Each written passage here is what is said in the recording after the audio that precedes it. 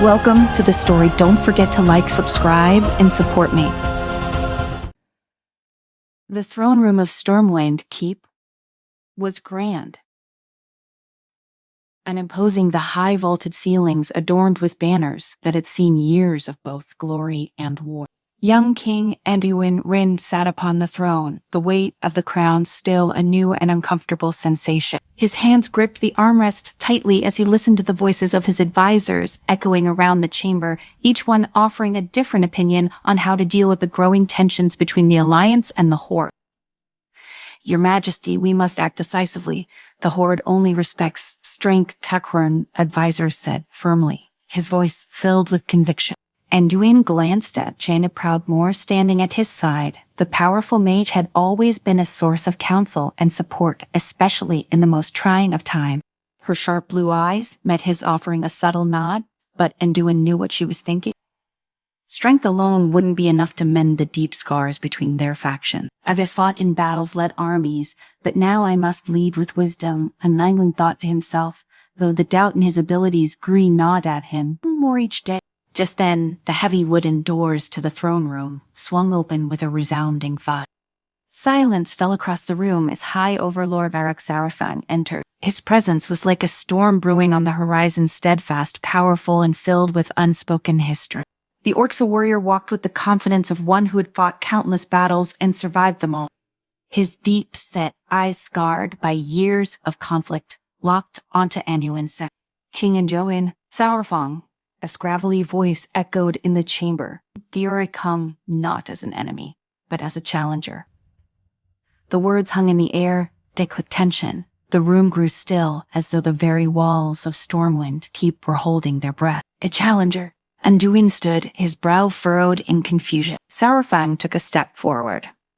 Your leadership is questioned by many. You are young, and though you've then known battle, you have yet to prove yourself as a king. He paused, letting his words settle. I propose a trial. The trial of kings? Gasps filled the room. The trial of kings was an ancient and rarely invoked tradition, one that tested a ruler's strength, wisdom, and diplomacy. It was not just a physical challenge, but a test of character and leadership. Anduin felt a cold chill run down his spine. He had heard stories of such trials, stories passed down from warriors and kings alike. Yet, to face it now with his rule hanging in the balance was more daunting than any battlefield he had ever encountered. You propose this trial, Sarafang, but why now to Inest? His voice steady though, his mind raced.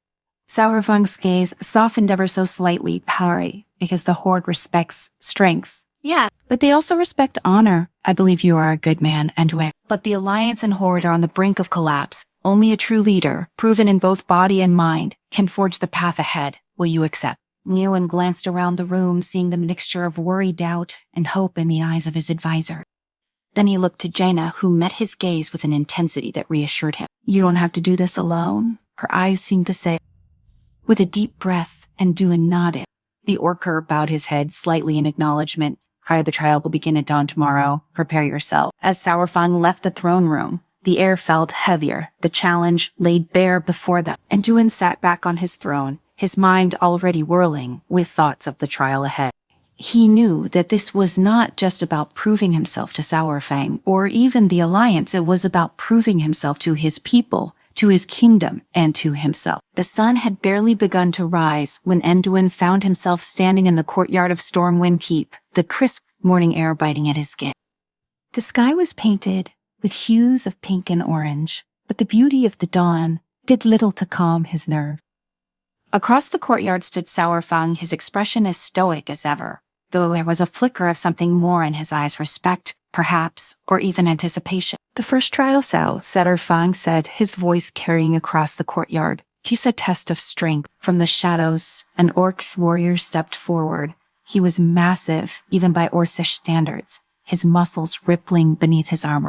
In his hands, he held a massive axe that glinted in the morning light. Anduin had faced many foes in battle, but this Orcus, a towering brute clearly chosen for his raw power.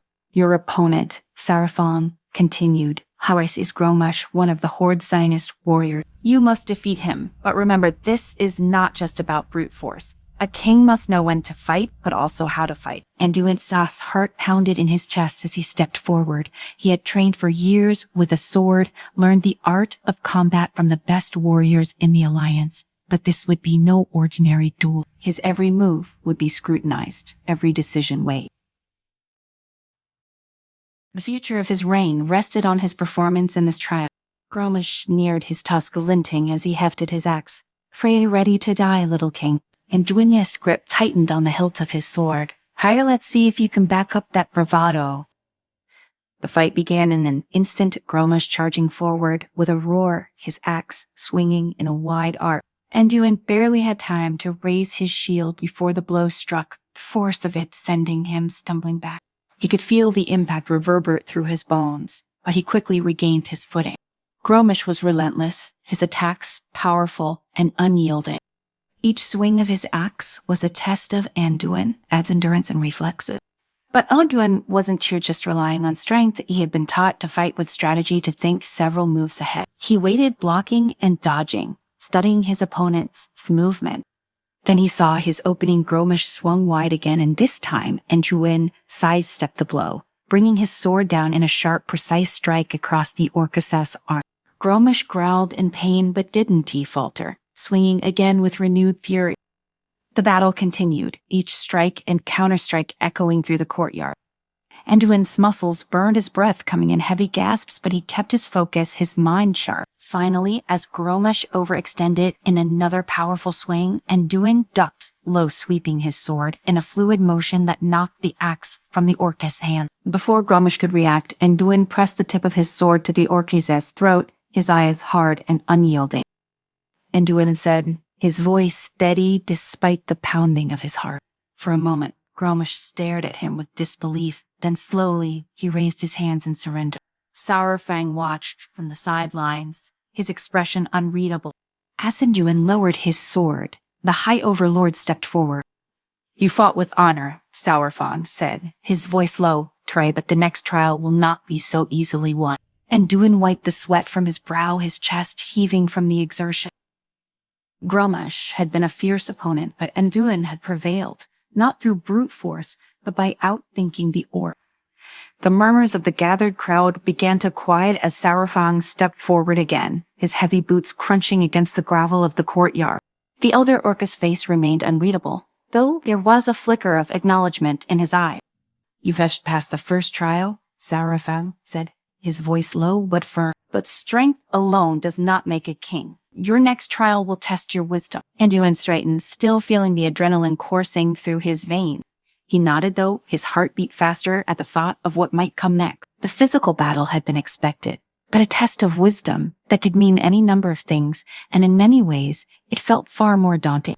Saurfang turned and began to walk toward the interior of the keep, motioning for Enduin to follow. Jenna fell in step beside him, her presence a calming force amidst the whirlwind of uncertainty that gripped him. As they entered the keep's grand hall, the light from the courtyard faded behind them, replaced by the flickering glow of torches lining the stone wall. Enduin's footsteps echoed in the cavernous space, and his mind raced as he tried to anticipate what the trial of wisdom might entail. Jane, ever perceptive, leaned in slightly.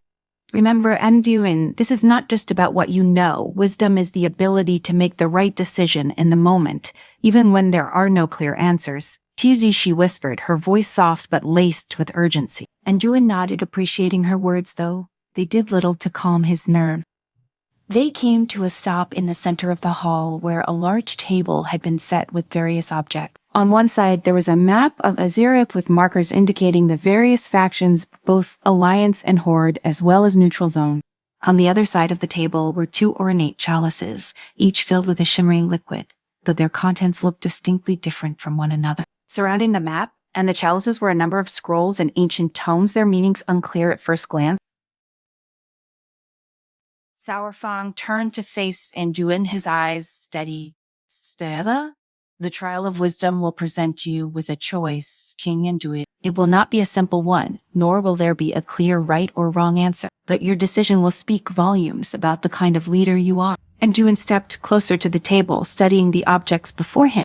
The map caught his attention. First, it showed the tenuous political landscape of Azeroth, highlighting regions that were contested, others that were under the control of the alliance, and some held by the horde. His gaze then shifted to the two chalices. One glowed with a soft, golden light, the liquid inside swirling gently as if alive. The other chalice was darker, its contents deep red, almost the color of blood, and it seemed to pulse with a faint, foreboding energy. Saurfang stepped forward, his voice low and gravelly. Tyre, you must make a choice, and do it. The golden chalice represents peace, but it comes with a heavy cost. You would save the lives of many, but the alliance would lose control of key territory. The horde would grow stronger, and your people may view you as weak for yielding. The red chalice, however, represents war. You would fight for the alliance's dominance, but at the cost of countless lives, soldiers, civilians, innocent. Victory is not guaranteed, and the war would leave scars that may never heal. Anduin's breath caught in his throat as he stared at the chalices. The weight of the decision bore down on him like a physical force.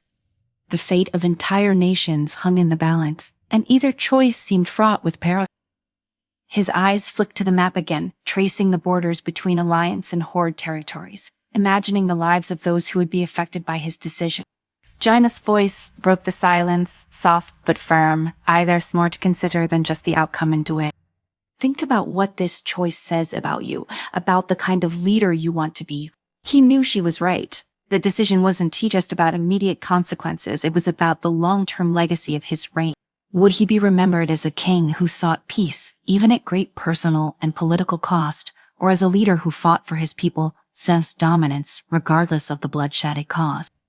Anduin closed his eyes for a moment, allowing himself a brief respite from the chaos of his thought. His father Varian had always been a man of action, a warrior king who led his people through sheer force of will and strength. But Anduin had never aspired to be his father. He had always believed that peace could be achieved without endless bloodshed, that there was a path forward, where both the alliance and the horde could coexist, even if it meant making difficult compromises. His eyes opened, and without hesitation, he reached for the golden chalice. The room seemed to hold its breath as Anduin lifted the chalice and brought it to his lip. The liquid was warm as it slid down his throat, filling him with a sense of calm. Though the weight of the decision lingered heavily in his chest, he set the chalice down and turned to face Saurfang. I choose peace, Anduin said, his voice steady but firm. I would rather sacrifice land than sacrifice life. If that makes me weak in the eyes of my people, then so be it. But I will not lead them into a war that will only bring more death and suffering. Saurfang studied Anduin for a long moment, his face impassive. Then slowly, the corner of his mouth lifted in what might have been the smallest hint of a smile. You have chosen wisely, Saurfang said, his voice low. Trudy, but wisdom alone is not enough to lead. There is one more trial. Anduin felt a flicker of relief, though it was quickly overshadowed by the knowledge that the final test awaited him. The trial of diplomacy, Saurfang continued, will be the hardest of all. You will need to convince others, those who do not trust you, those who do not like you, to work together for the greater good. This is not a trial you can win with strength or even wisdom. It is one that will test your ability to unite, to forge alliances where none seem possible. Anduin nodded, though the weight of Saurfang's words settled heavily on his shoulder. He had always believed in the power of diplomacy, but convincing those who opposed him to join forces would be no small feat. Saurfang gestured toward a large, ornate door at the far end of the hall. Through there, you will find representatives from both the Alliance and the Horde. They will not make this easy for you. Some will test your patience, others your resolve. But if you are to be a true king, you must find a way to bring them together. With a final glance at Jaina, who gave him a small nod of encouragement, and Anduin walked toward the door. As it creaked open, he stepped into the chamber beyond, where representatives from both factions awaited him. The final trial had begun.